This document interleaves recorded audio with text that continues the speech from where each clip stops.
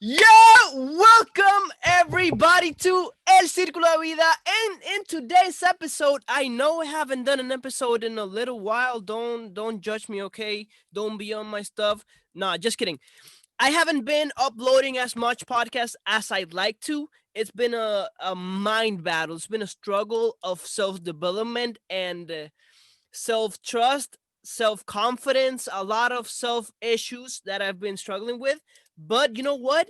This is why I created this podcast. So we can talk about these topics. We can talk about self development. We can talk about the growth and to show up, to be there and to just do it, get that Nike spirit on, that 3%er mindset of, hey, it doesn't matter what already happened. What matters is that you're here now and what you're going to do now. So now what I'm going to do is that I'm going to have an incredible conversation with my friend Rob Cardenas. This man, wait until you hear him. He has a very interesting topic for today, and it's self development to no shelf development to self development. Was that the topic, Rob? Yes. Yes. So let me introduce this man to you. I met him in my community, the Daily Awakening. Right? He's from Michigan, right? Yep. Detroit, outside of Detroit. Wow. This man, he has opened so many restaurants. He has been with so many world class leaders. He has got so much knowledge inside of him that every time he opens his mouth, he just blows everyone away. He has an incredible ability to capture and remember moments and just bring him back to the now. That is just astonishing. So, Rob, let's talk about this interesting topic that you brought up and let's hear it, man. How are you doing today? What's up, my friend? I wore the most colorful, or well, not colorful, but the most patterned shirt I own because I thought, I didn't know if we were going to wear a shirt today or, if we're going to have a color. So I wanted to dress up for you. That's it. Thank you, man. I appreciate it. So, so something that's occurred to me recently, and it was posed to me about self development and how important it is and everything else, and one of the things that you mentioned our community, and you and I met through the Daily Awakening calls with Sean G. Murphy, and if you haven't heard about it, please get with Luis, and he'll hook you up. But I've actually been a part of the Daily Awakening group since the first week it started. So now we're at 680 some episodes, and I can't believe it. But the thought of the shiny new object. Everybody wants something new. Everybody wants the greatest, the latest, the whatever, the buzzword, the quick get rich quick, or the scheme, or this or that. It occurred to me that I have a lot of stuff. I have a lot of notes. I've been to a lot of events. I bought a lot of books. I try to educate myself and stay abreast of what's going on in the in the news and the media and on top of things. But you have to put them in action, my friend. So that's kind of what I'm working on this a podcast theme myself. Shelf to self development. So we have, I have all these books on the shelf. I mean, some of the top ones. And, but if you don't actually put the stuff into action, and I'm calling myself out, I mean, you have to actually read some stuff, listening versus hearing, two different things. That could be a whole nother topic, but it's a big deal where, and you don't have to do big leaps. Everybody wants to actually, I'm going to go, 0 to 60 in 3.5 seconds. You don't really have to do that. The power of Kaizen, I want 1/10 of, 1%, get better every day to make incremental change. That's what's going to be the magic. So, I often talk about hashtag misfit magic with our morning group.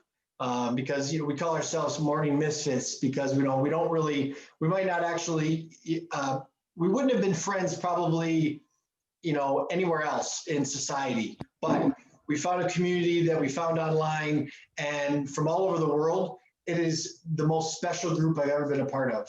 And, that's why I'm here today with you. I mean, it's just amazing. So that's kind of like, the basis. Yeah, man, it's very interesting that you bring up the action part, and obviously it's gonna show up in the conversation because we all know that action is what gets those results. But on these past days, I've been thinking about it very, very hard. Why? Because I haven't been doing my podcast. That has had me like, whoa, I started this movement, this action, this thing that a lot of people actually would love to be doing, and I got it and I'm not doing it. And then I started reading my journals. I got a lot of journals too from all the trainings that I've been on. And I was like, whoa, I got all of this knowledge that changes lives. Definitely 100% can change everyone's life that reads it, but it's bottled knowledge. It's knowledge that I'm not using because, yeah, I recollected it, but when am I putting it into action in my day-to-day life? And you got, it's very, very, very powerful when you start applying that knowledge that you've actually received over the years, and you got a lot of it, so I want to hear more about it. Well, okay, so let me just tell you. So what had occurred to me also is as I have been and I'm going to say this, reintroduced to thoughts, ideas, concepts, um, I started going over my journals, and I can't stress it enough. I mean, and I'll call myself out again. I don't journal as often as I should. I am, but I'm not going to kick myself in the, what, because I've actually gotten so much better in the past year. And as I told you, when we spoke just before, I've started a catalog and look at and put tabs on my old journals with maybe the speaker or the topic, and I started a page number, so I can actually then quick reference things when I'm either in front of somebody or with a group or on a Zoom, and there is no wrong way. You organize it how you want in your own mind. I'm actually working on with a new computer program that actually is going to help me to do like a 3D model. Essentially, I'm going to place it like my mind is, which is extremely exciting. So that's something that's coming soon as well. But it's interesting because you don't know what you don't know, but when you journal and when you realize that it's like, this isn't new stuff. Like, I'm hearing the same things. Maybe it's got a new bow on it or this or that, but it's been said that your journals are your uncashed checks. Ray Higgins says that, and it's true. I mean, it's like you have all these ideas, and I actually do like 3 columns. I'll just really quick. When I write my notes, like I'll actually write down what I'm listening to. Then I actually might write down my second column. We write down what what action I need to take, or maybe a goal, and then on the small area on the far side, or even the far left, depending upon the paper you have, if you have the little lines in the margin, then I might write down like some either quick dates of when I want to accomplish that, or maybe an additional action step. So I call it like third column, like, where I'm tabling my idea, and that just allows me to organize it. Again, do however you want, but it's just when I'm able to write down a couple little keywords or my own little, calligraphy or my own code or something, where then when I'm going back and reviewing, then I can actually get back to where my thought was. Because this is what happens, is like you have so many thoughts per day that you can't get them all. You can't remember them all. But I'm learning and I'm practicing, that's the key word, practicing, to actually get better at it every day. And it's crazy. Now, you mentioned my hospitality background. I'll remember maybe not somebody's name from 10 years ago, but I'll remember what they drank, and I'll be able to actually give them their cocktail the exact way, or the type of wine that they had. And again, that just takes practice too, but however you do it. I don't know, what are some of the things that you do to try to remember things?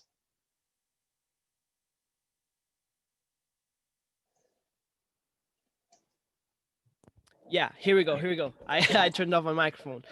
I really take notes during training, especially. I'm not a big journaling guy during my day to day. I know it I should add it to my daily habits because it is very good to remember everything. But how I take my notes and how I journal, I don't have really a style. I'm very creative with it. Sometimes, for example, I'll hear a word like, man, I don't know, the how to make someone smile, and I just draw a smiley face with a question mark. I try to save as much time and get as much information as I possibly can in as less words, because here's the thing: during a training, during a class, everything is going fast paced. Time is not stopping, we know that, right? So how can I get the most value to pass on to other people? Because when I'm taking notes, I'm not thinking just on me. I'm thinking on, wow, this can serve so much people, and I take notes as if I were the teacher. So for me, it's very very important to take shareable notes, to take notes that I can actually teach in a way that I can transmit the message and make it as mine, right? Because that's something that Sean's always says: take my knowledge and use it for your own benefit. So I really really focus on that. Let me check my notes. Oh, this is a perfect example for the people who are watching the video.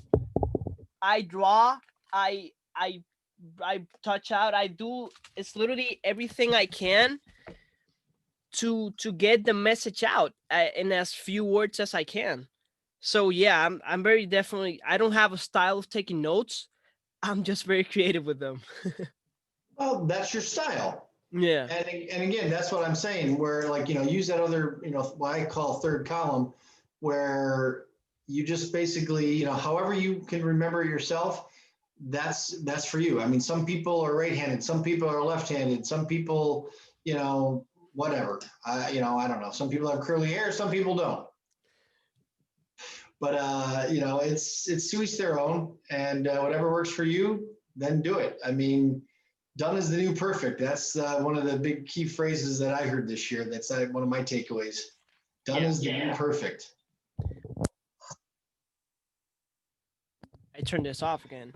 So talk to me a little bit more about this shelf knowledge. What do you call this shelf knowledge, and why do you say it's self development? Well, the whole idea really is to, the idea of shelf to self is put it into action. So you can buy the book, you can, buy the program, the video, the DVD, the Bluetooth, yada yada. But if you don't put it into action and to really make it self development, then it's only as good as it as the amount that you paid for it.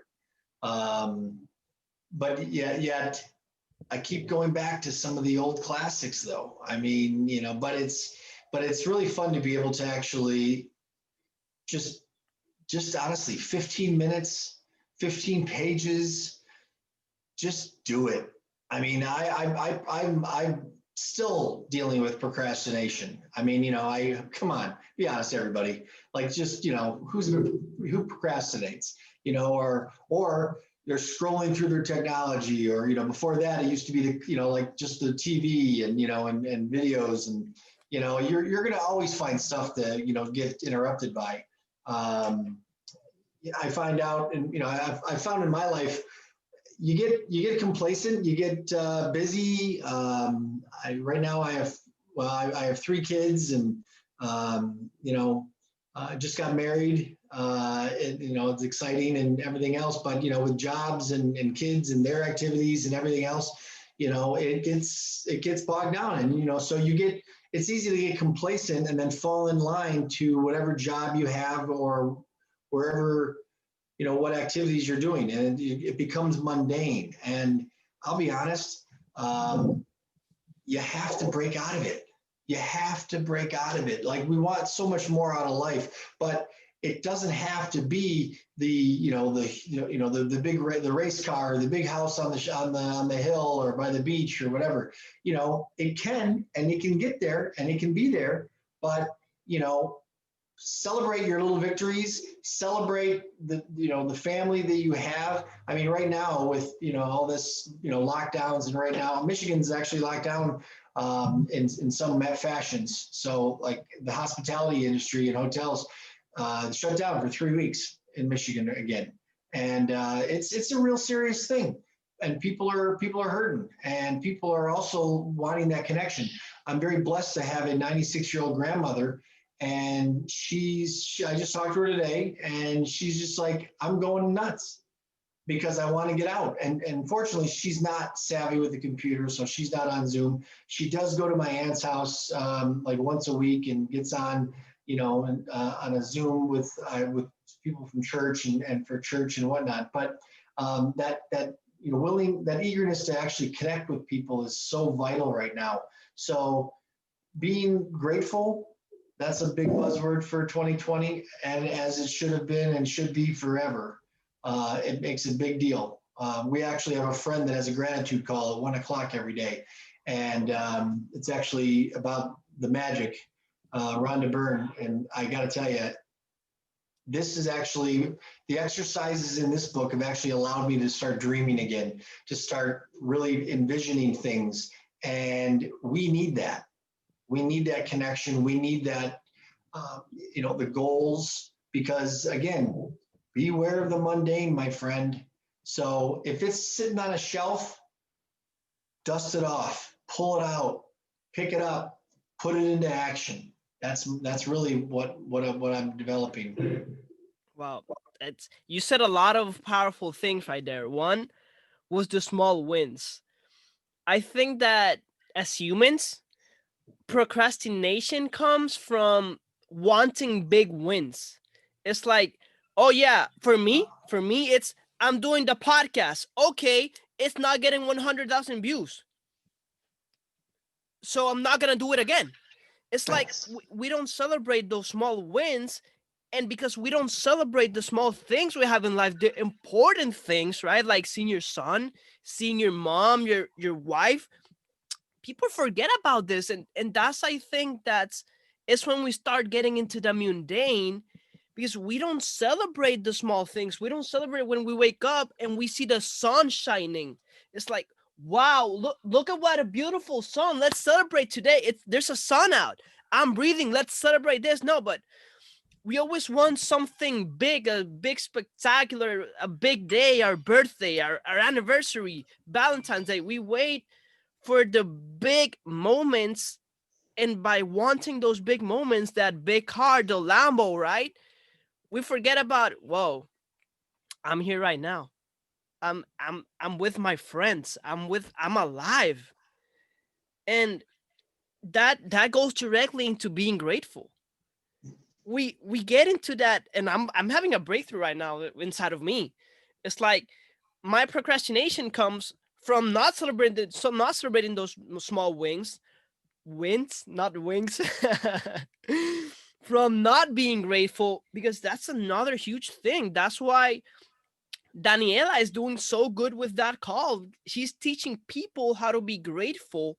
And through that book that is so powerful, Rob, can you show the book again? I don't have it with me, but for the people who are watching the visual experience, The Magic by Rhonda Byrne, I so encourage you to buy this book right now. I'm going to leave a link to an Amazon shopping who's selling this book. It's not an affiliate link. Just buy the book. Really, it's such a good book that'll get you in the gratitude state. Because listen to this, people. Everything we do is based on the state that we are. So let's imagine this. Today, I went out to the street. I had an amazing day. I met a lot of cool people. Wow! It was an amazing day. I am such a good dude. I'm a cool dude. But the other day, the next day, I went and I fucked up something in work. Oh, I'm so stupid. What changed between yesterday and today that yesterday I was such a great person, a cool dude, and today I'm a stupid guy. It was the state you were in. So when you start getting into this celebrating the small wins, the being grateful, you are changing your state. And this is something Sean G. Murphy is so amazing at. I gotta give the props to this dude. He just came into my mind. He's a state changer. And we both know, Rob, that we can purposely change our state, therefore creating more connection, not only with other people, but with ourselves, with our mind. This is something so powerful because we all crave that connection. And a lot of times, tell me if you've been in this situation that you're surrounded by people yet you feel alone.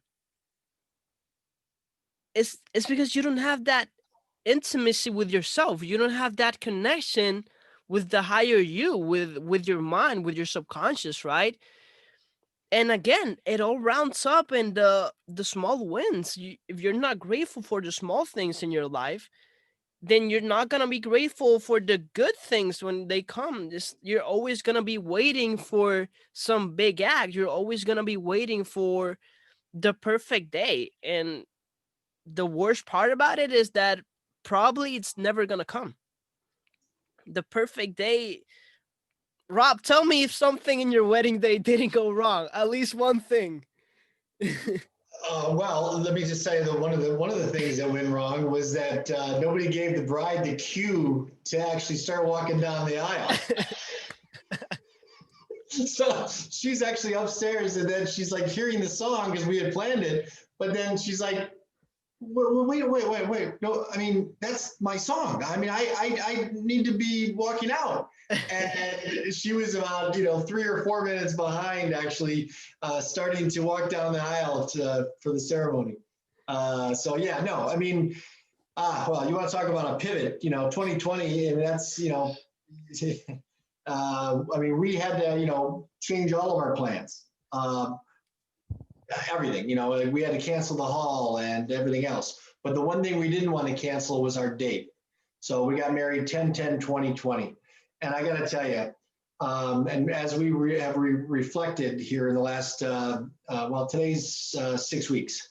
And it's, we basically, we're like, we kind of forgot about, this challenge, that, what we did. Oh, well, we had to change, do this, or we had to, fire that person and then hire this person. Actually, our officiant texted us, 5 days before and said that he couldn't do it. We're like, what?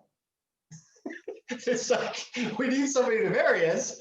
I mean, it was, so yeah, a lot of things happened, and we rolled with it. So we really didn't remember all the crap because we had it at our house and our backyard. The weather was absolutely perfect in Michigan in October. And it was, we were, made sure we had tables far apart, a big, huge tent in the back. So, social distance for making sure people felt safe. We had food trucks, so, people could just stand appropriately in line and get their food. It went off great. And, the bottom line is we wanted our date. We wanted to do it for ourselves and nobody else. And I'll be honest, as you get older and everything else, and if you can learn this if you're younger, I mean, do it for yourself first. It's not for anybody else. Because you know what, we could have pushed, we could have said, well, we can't do this, we can't do that. I had a lot of my family not feel safe and not come. And that's okay. They wished me well, they loved me. I was very, very blessed and very excited. I put it on Zoom and I invited a lot of our morning group and our gratitude group, and so people were able to actually see it on Zoom from all over the world. And that was cool. And I got to tell you though, but I almost didn't do it because I almost felt like, what? Like, why? I mean, they don't really, we're not like, I've never met a lot of these people in person, but yet for almost 2 years for some of the group, I've, developed this relationship online and have more of a connection than some people I've known for 20 years. So it was very special to be able to actually feel the love, but show the love. And I wanted to be able to share the love, especially in 2020. And so my bride and I, this is round two for both of us, and it was extremely special. And we're not going to take anything for granted anymore. We're just not. We're no excuses. So our love is going to be our love, and we're going to do the best for our kids and for ourselves, and just to be, I want to be a better dad. She wants to be a better mom, but we want to be, better spouses to each other first. And just, you got to put yourself out there, and you just got to roll with the punches. It's never going to be perfect. That's what he said. Done is the new perfect.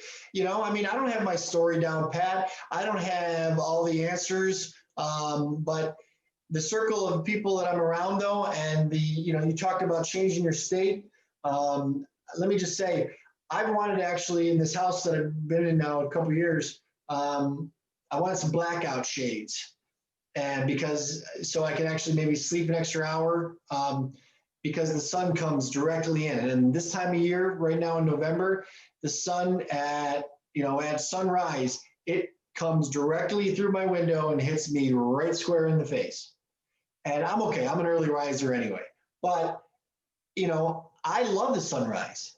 It's amazing. I mean, I used to wake up and go running, and, when I was a runner, that's another story. But it's, I could choose. It's like, oh God, it's like, oh, I got to wake up, or this, that, whatever. And, it's like, and black my eyes and whatnot. I absolutely love it. I absolutely love having the sun actually wake me up in the morning. I don't need to set an alarm. I do occasionally, just because I want to make sure I'm, on time for, either a call or getting up for the kids. But the sun will wake me up. You said again a lot of things, and the first thing you said that caught my attention really hard was to pivot. It's something we've been hearing a lot. I think the past 3 months, the UPW, Tony Robbins has been all over it. Dean Graciosi has been all over it. Pivoting.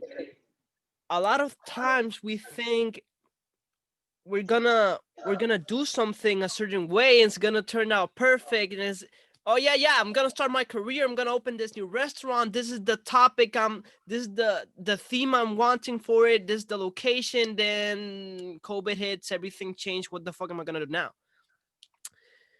I was in PR 4 months ago, never imagining I would be here, and then suddenly quarantine, I went crazy. I said, okay, I cannot be here anymore. I got plans. I saw them here, but it's time to pivot. Let's do something different. I moved here out to New York. First start, I don't know, new career. I'm in real estate now, also in network marketing. I never would have imagined I would be getting into real estate. I liked real estate. I just never saw myself in it. But pivoting is such an advantageous thing to do, because here's the thing, family, it's never gonna turn out like you want. It's the truth. It's most probably not gonna be how you imagined it. Opportunity has a, a very interesting thing about it, and it's that it a lot of times come from a different door in a different shape and color than you thought you would have it. You thought you would going to get rich by trading, right? It's a hot topic. And then suddenly you realize that what you really liked was making cotton shirts. And you started making cotton shirts, and that's your thing, and you got a big ass company now. It's called pivoting. People, do it. Don't be afraid of change. Don't be afraid of doing something different. Now, another thing you said, what, Rob, was do it for yourself first.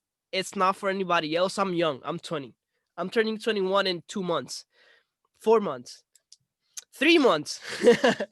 So it's something that I'm getting the hang on now, and especially to me, it comes in love, right? I'm crazy with relationships. I love being in love.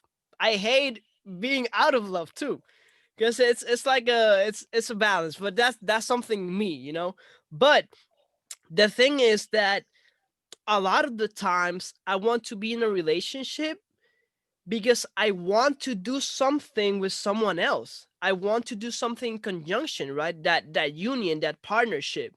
But I've noticed in the couple past months that a lot of the times I take that as an excuse to do something for someone else and not for me. Recently, I've always wanted to open a clothing brand. I started with the idea 3 years ago. I let it go. I don't know why. It's something I do. I start something, I don't finish it, then I take it back again and I continue working on it. But and this is something personal. Maybe the girl will listen to this and she'll say, "Okay, she's talking about me, that dick." But I was meeting this girl and I was talking about my ideas of the clothing brand, and I was like, "Oh yeah, I want to do this, but I don't know. I've never like I started it on my own, but I want to do it with someone else." And I started like leaning on her to start the brand, and then I noticed, wait, I'm not doing it for myself. I'm doing it for her. She wants it. She wants to do it. I want to do it, but I'm doing it more for her because if I really wanted to do it, I would do it for myself. So when you said that phrase, it's not for anybody else. It really hit me because I do that a lot. I try to impress people by doing things for them without first doing it for me. So thank you for that one. I think it's gonna resonate with a lot of the young people who are listening to this podcast because it's something that I think we deal with. It's just part of the growth and becoming aware and the experience, right? Because for me, I think I have a lot of knowledge for my age. You I do. lack the experience.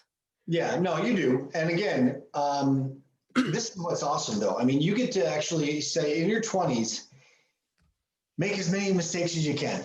Obviously don't be, make sure they're not too serious. But I mean, but try and ask why. Ask. That's been a buzzword. Yeah, That's and yeah, that's another one. So these are the two books I'm actually reading right now. I've already finished, but I mean I'm rereading it though. But it's interesting though. But ask why. My high school principal, I laugh when reading the book and everything else, but because he asked me, he's like, "Why do you ask why? Like you ask why so many times." And I said, I said, I just want to push the envelope. Well, we've been doing this for 20 years this way. I'm like, why? Like, why not? Why can't we do it this way? And there's been a couple of things that he acquiesced on, that I remember in high school. And he actually, when I graduated, and then even years later, he says, you know what? He goes, I like it. I like it the way you suggested, and we've been doing it. And then even at my 20-year reunion, now it's 30-year reunion. This year, but they've been doing a couple things in my old high school the same way that when the group and the student council that I was involved with, because it was never just me, that but they now those became the new traditions, and they've been doing it the new way for 30 years now. I mean, again, it's all in how you want to present it and everything else, but challenge, go ahead and it's okay to challenge things. I mean, and have good discussions. I think so. I think right now though, we're so charged up about, the politics, and then, either, this COVID and this, that, whatever, that, you can't have a civil conversation anymore. And that's unfortunate. And we need to really get back to that, and, and have that, just that civility, and understand that, there are going to be people with difference of opinions and different backgrounds and ideas. And they're in the same thing. They're in the same boat. They're trying to challenge. They're trying to ask why of themselves, ask why of, wherever they're at and what they're doing. And as long as we understand that, this world will be a better place. And, so in your 20s, Luis, have at it, my friend. And if I can actually just be, help on some of my experience that, that you could actually maybe do something quicker, that's really my goal right now. And I'm going back actually into my 20s through my notes, through my journals, Mm. through some experiences, and um, quickly playing them in my mind to actually help with my roadmap for my future. And it's been fun. And I also am hanging out with you and some other people that are younger, and it's fun because it's making my mind spark again. I mentioned to, I mean, I've failed. I've failed in business. I've love. I've failed. But I'll be honest. It's just part of my journey. It's part of who I am. It's part of how I'm where I'm at. And that's okay. And there's some really good things that have come out of some of those failures. We talked about it. I just got married again, and we both couldn't be happier. I mean, it's unfortunate that the first time around didn't work out, but some great experiences, some great love, we have wonderful children, and I wouldn't change it. I wouldn't change it. I've grown and I've gotten better, and that's all anybody can do.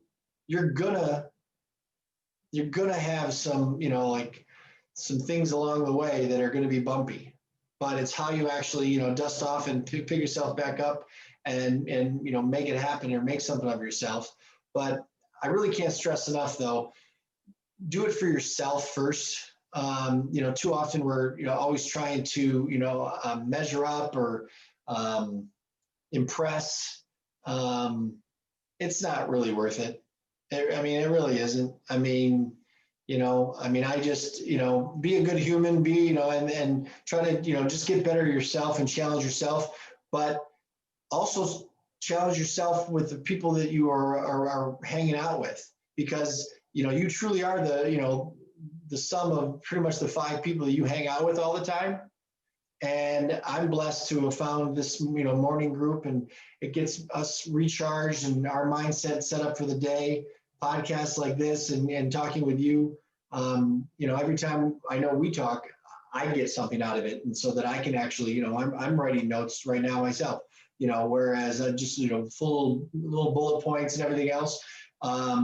The clothing line thing, ironically, I have some friends that are involved with some of their own clothing lines, and I actually thought about putting together our little another line, if you will, last week, because I love to rep some of my own sayings and some of my own thoughts, and because I think it's pretty good. I think that most of us, would agree that, you need to actually, be able to do something. Pick up a good book to motivate yourself. Music. I mean, it's really interesting because you talked about how Sean G. Murphy has changed and everything else. So when we started this Morning Misfit group, it was a word of the day, and he expanded on a word, and then it just got into more stories and more interactive, and the rest of us shared, and now after, and I forget now the exact, but it was after 600 where he started actually standing up and doing music and everything else, and and he was learning from Tony Robbins, and I'm not afraid to say it. Sean's a little older than me, and so he can learn and I can learn. That means these young kids can learn and do whatever they want. Definitely, definitely, definitely, man. And I remember when Sean started standing up, and I remember that he said, "Why have I been doing all of these calls sitting down? If when I'm on stage, I'm standing." Yeah. And it really changed his state, and it changed our state, and it's definitely small tweaks can make a big difference. I agree 100% on that. It's very, very true. Now, something you said earlier too was feel the love, show the love, share the love. This is something I cannot stress more about. And it's mainly because I don't show the love. I feel the love, I share the love, I don't show it.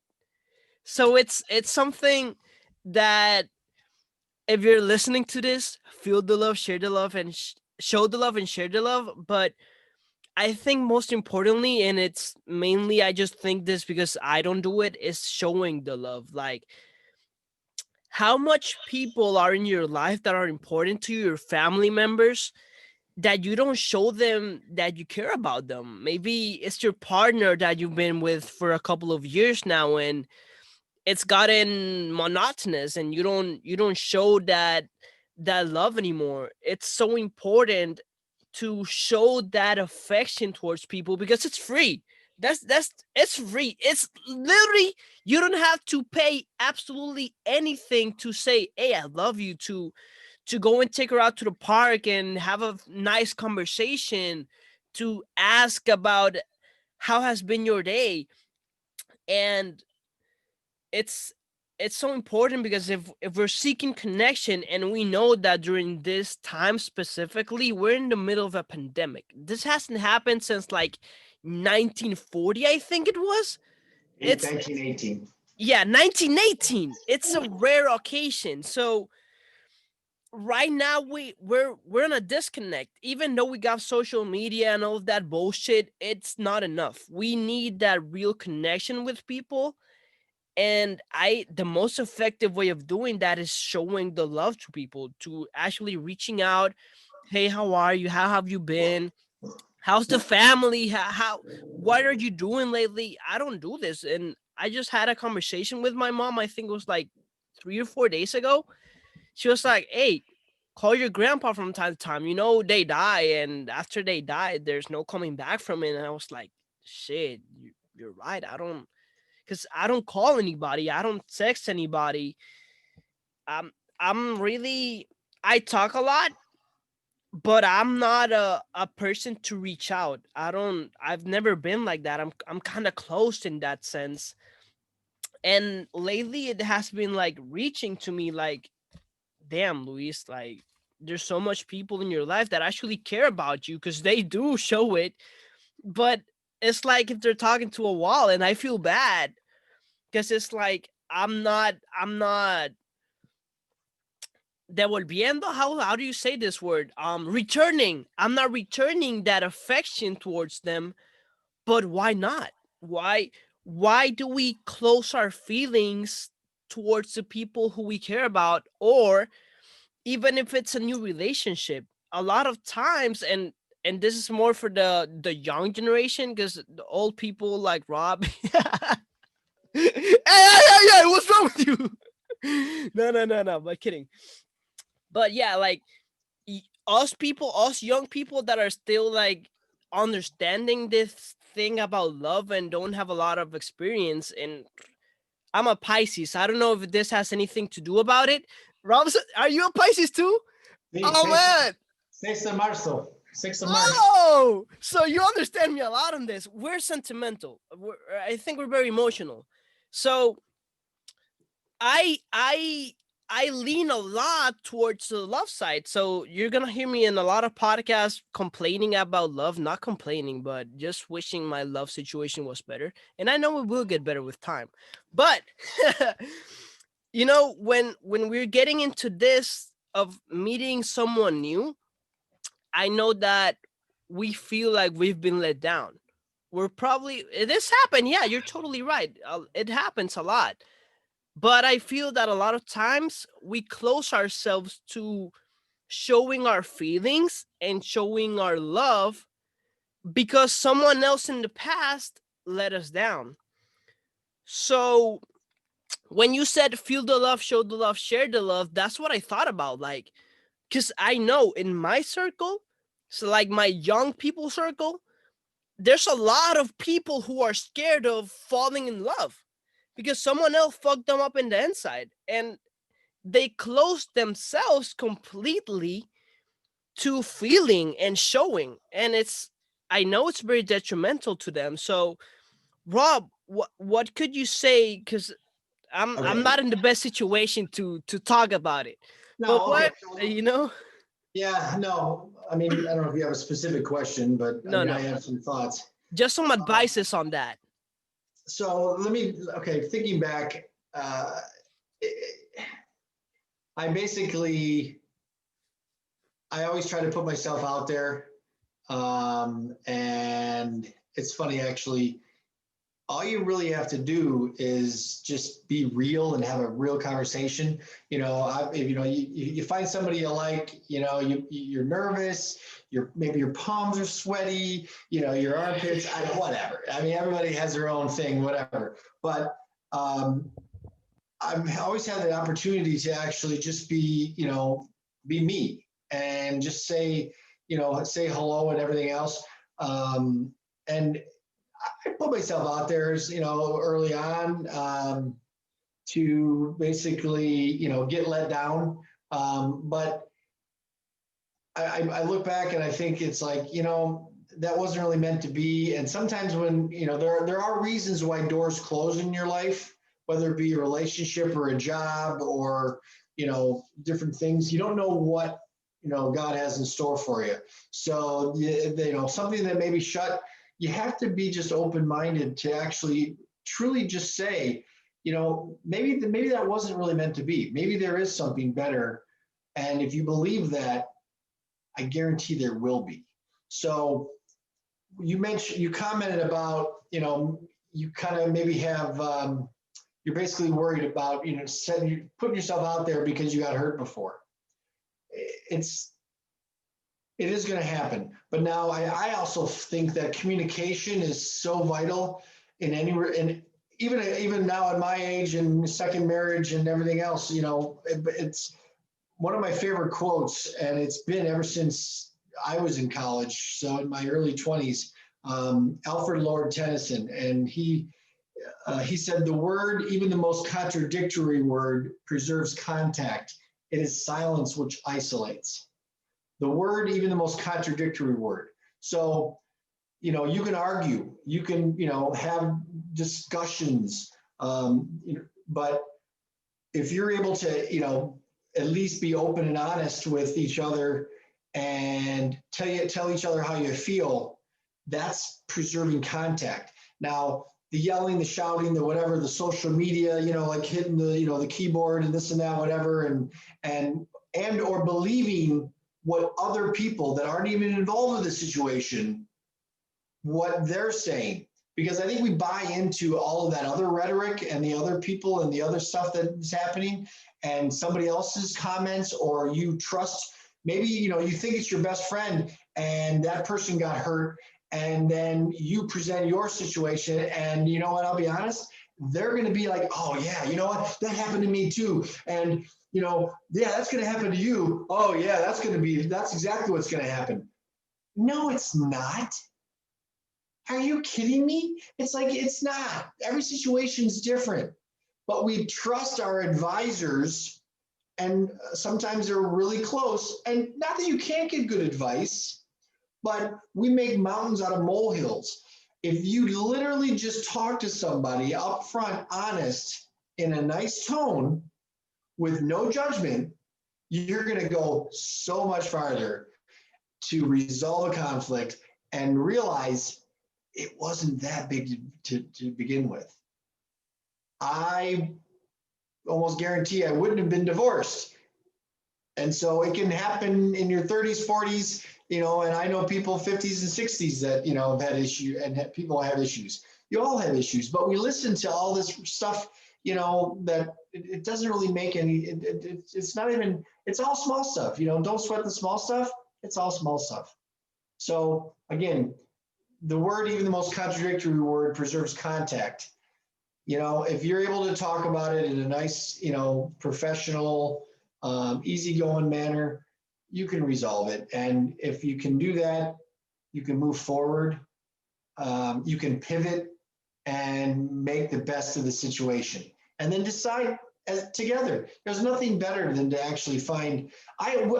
Carolyn and I almost passed on our love together because we had kids. We were both, within a couple years of divorce, thinking it's like, oh well, second marriages. People said, oh, you got to be careful. We've had some friends that that unfortunately they had issues, and they couldn't actually see that this was something real. And even getting engaged and going forward, we're like, you know what? We're worth it. Like, we're worth it. Maybe it won't work out, but damn it, we believe that we think we can do this, and we love each other, and we got our kids together, and they found to be good friends, and you know what? Again, with our wedding date, like, we didn't want to change because of COVID. You know, we wanted our 10-10-20-20. That's just something that we talked about and we thought about, and you know, and so we were grateful. So you know, we felt the love. We showed the love with, you know, we shared it with our friends, our family first, and then, you know, with technology, I was able to show the love at, you know, at our on Zoom for the wedding, and that's sharing it, and we're sharing it every day. We're opening our hearts and our home to friends and family when we can, you know, in small groups now, but at the same time on Zoom and everything else, and um, I can't even tell you how many you know well wishes I got from my family and friends and from you know near and far. The thank you for actually showing you know the Zoom ceremony, and you know we were socially distanced and you know outside and everything else, but it was the event for almost all of our guests of the year because there's not many events happening. You know, we were a small group, but yet, you know, at the same time, they were just like, this was really awesome, and thank you very much for including, you know, and as much as they gave us, you know, I mean, or rather, as much as we gave, they gave us much more in return, and you have to do that. I was very blessed to have some childhood friends to be in attendance as well, and nothing more special than being able to actually connect um, with people. And it doesn't take much. You said it. It just, you know, picking up that phone, sending a text. You know, I challenge you to, you know, just send out three well wishes a day, 3 messages, stay in contact. And it doesn't have to be something big. You know, you don't have to actually, you know, spend, you know, an hour talking to somebody and whatever. It can be just something simple or something in your day that reminds you of somebody else. Those are God coincidences. You basically, if something comes in your head, act on it, write it down. Don't delay because there's you know so many thoughts that happen in our head every day that there's a reason why you've been reminded of something, and I'm learning to act on those more than ever, and I'm I'm going to succeed more than I ever have because of it. I know it. I just know it. I love the coincidence, and for the people who have never heard this word, it's a God coincidence. Basically, we believe that nothing happens for By anything. chance. It's not by chance. Trust me, everything has a purpose. Every thought that comes across your head is purposely put there. Where do you think they come from? Really? Think about it. They come from somewhere far, far away, then it's not the next room. Trust me. It's not the next room. Everything every thought we have is for a reason, and that you said was perfect, Rob. There's a reason why you've been reminded of something like, oh, my computer is out of battery. Oh, wow. But yeah, Well, let's I'll go say, wrapping this up. all right, but really quick though, I will say though, but it's also, again, I can't stress enough, it's who you hang out with because like talking to you and Yeah. talking to our, you know, our mutual friends, that's what gets you going and that's what motivates you. You have to find that. Find those 5 people, find those 5 songs, find those 5 good feels that really just motivate you and keep you going and get you going and to you know start sparking all of that in your head because when you do that the world is yours. Yes. Yes. Wow, Rob. This has been such an amazing podcast. I loved every second of it.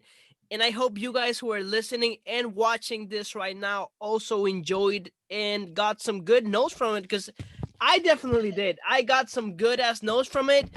So, Rob, thank you for coming on with me. Thank you for sharing just a little bit about yourself. And trust me, people, this man has a lot of more layers than what you just heard. And I will be bringing him back on another episode because there's a lot. Just a sneak peek, he has opened 28 restaurants. We're going to talk about it eventually, but yo, he has a lot of layers and I want to digest everything he has on his head, and we're gonna pick on it because as this Always. was a wonderful episode. Anytime. Rob, thank you for coming on here. Thank you for your words of knowledge, for your good advice. Trust me, I took a lot of it to heart. This I had an awakening during this podcast. So Good. wow. If you like this episode, please like, comment, share, and rate with a 5-star rating so other people know that we are sharing value on this podcast. And if you think that we gave some value to you, please let us know what phrase, what word, what part was of the most value to you, and we will reach out back to you and we will do anything for you. Literally, we love you guys. Thank you for listening. Thank you for tuning in, and thank you, Rob, for this amazing opportunity to have this nice conversation with you. I love you, man. And Luis, family, thank you very much. Appreciate it. yes, we'll see you all on the next adventure. This was Luis Martinez, founder of El Círculo de Vida, together with Rob C. Cardenas, and we will see you together on the next episode. See you. Take care, my friend.